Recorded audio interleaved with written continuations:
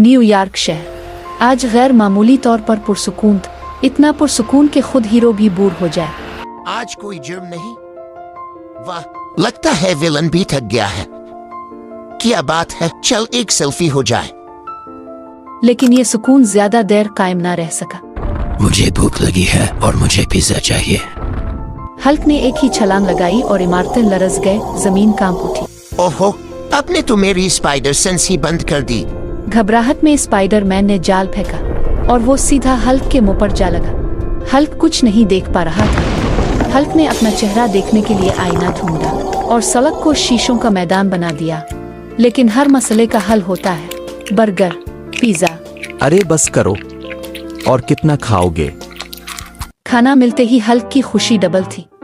Spider man चकराते हुए बोला। Hulk का पेट भर गया और एक नई दोस्ती जन्म ले गई।